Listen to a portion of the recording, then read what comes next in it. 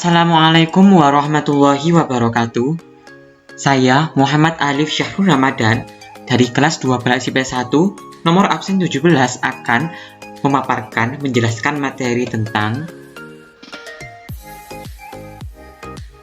peran umat Islam pasca kemerdekaan Republik Indonesia.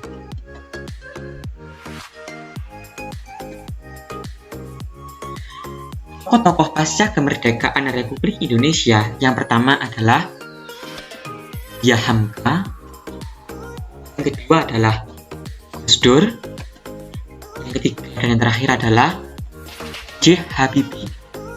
Mengapa tokoh-tokoh ini dinobatkan sebagai tokoh pasca kemerdekaan Republik Indonesia?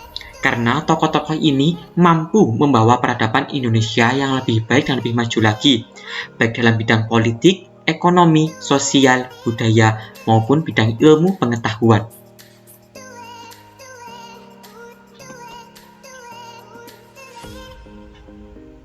Yang pertama, biografi dan peran Buya Hamka. Nama asli beliau adalah Profesor Dr.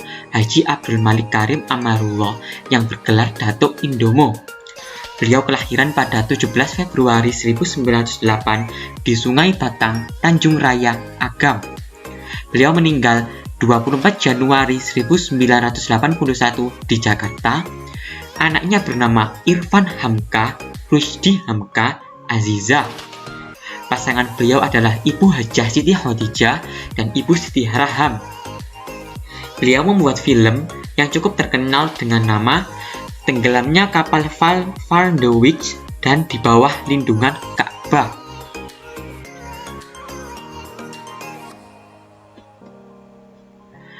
Peran Buya Hamka pasca kemerdekaan Republik Indonesia yang pertama adalah politik masyumi. Dalam pemilihan umum 1955, Hamka dicalonkan masyumi sebagai wakil Muhammadiyah dan terpilih duduk di Konstituante. Ia terlibat dalam perumusan kembali dasar negara.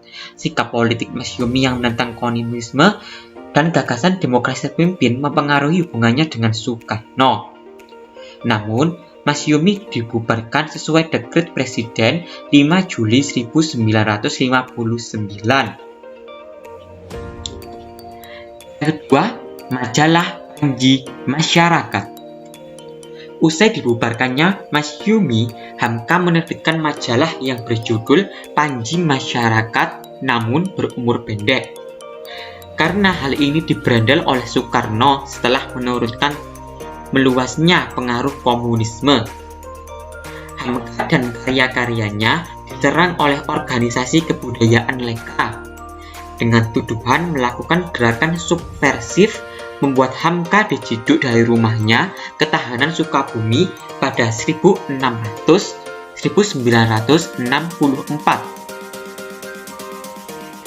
Ketika ceramah di Radio Republik Indonesia atau RRI dan Televisi Republik Indonesia atau TVRI.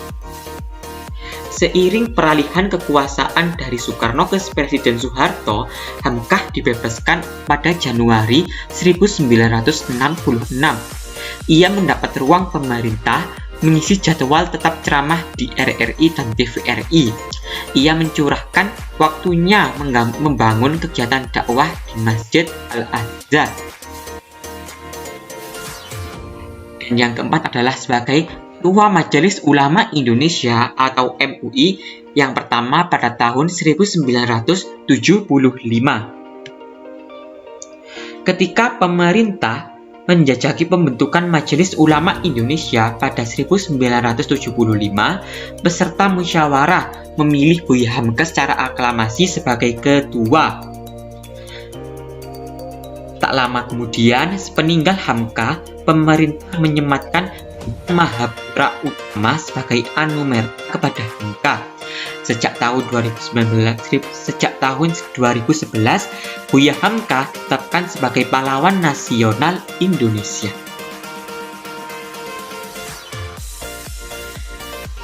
Yang kedua adalah biografi dan peran Gus Dur.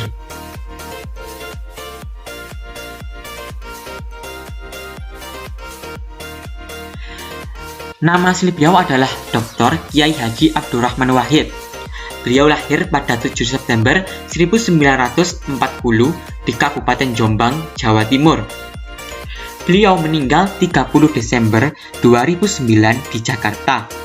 Pasangan beliau adalah Ibu Sintah Nuriyah. Beliau merupakan presiden keempat mulai dari 20 Oktober 1999 sampai 23 Juli 2001.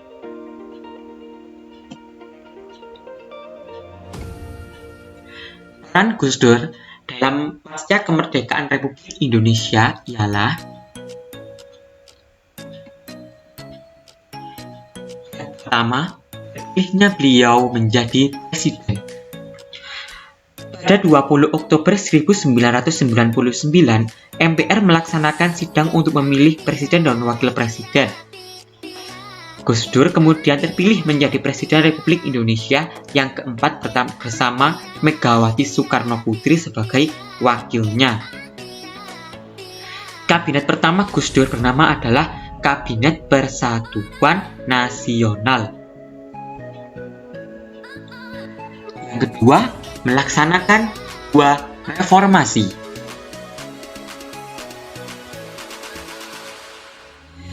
Setelah melakukan Kabinet Persatuan Nasional, Gus Dur melaksanakan dua reformasi atau dua pembaharuan. Reformasi pertama adalah pembubaran Departemen Penerangan dan Departemen Sosial karena dianggap kurang maksimal dalam fungsi dan perannya.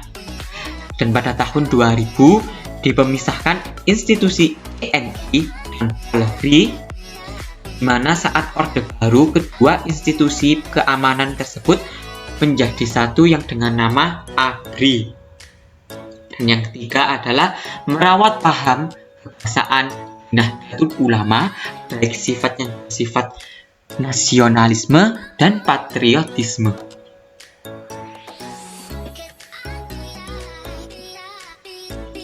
Tokoh yang terakhir adalah B.J. Habibie. Berikut adalah profilnya. Nama asli beliau adalah Profesor Dr. Insinyur Haji Baharudin Joseph Habibie. Beliau lahir 25 Juni 1936 di Parepare. Beliau meninggal 11 September 2019 di Jakarta. Pasangan beliau adalah Ibu Hasri Ainun Besari.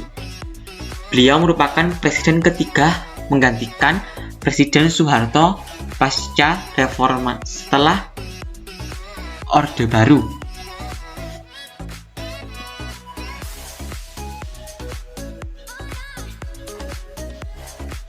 Peran beliau dalam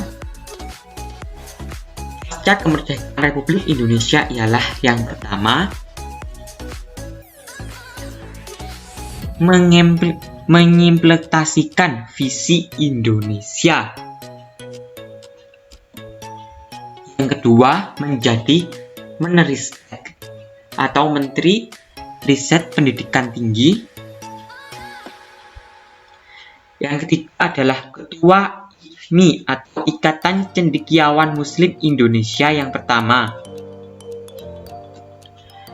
Dan yang terakhir adalah beliau menjadi Presiden Soeharto. Beliau menggantikan Presiden Soeharto dan menjadi presiden dengan kabinet bernama Reformasi.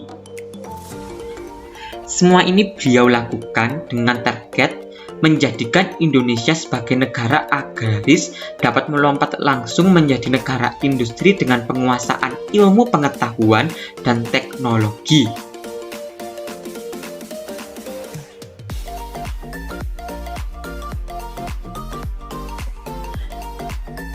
Dan terakhir adalah mempelajari dari tokoh-tokoh kemerdekaan Republik Indonesia, yaitu Buya Hamka, Gus Dur, maupun B.J. Habibie. Yang pertama, kita dapat bersyukur atas hidup yang lebih baik, karena dari para pejuang sebelumnya, kita tidak merasakan kesakitan atau merasakan sebuah penderitaan, dan kita hidup di zaman yang terang benderang ini. Kita dapat menikmati semuanya karena berkat para pahlawan. Yang kedua, bersatu dalam keberagaman. Kita harus hidup toleransi, saling menghargai, karena Allah menciptakan manusia berbeda-beda bukan untuk berpecah tapi bersatu. Dan yang ketiga adalah mempertahankan persatuan dan kesatuan. Yang keempat, memupuk rasa cinta terhadap tanah air. Dan yang terakhir adalah yang paling utama, meneladani hidup dan pengetahuan setiap para pejuang. Karena setiap pejuang pasti memiliki nilai moral dalam pribadinya, sehingga dapat diterapkan dalam kehidupan sehari-hari dengan berdasarkan nilai Pancasila dan nilai agama.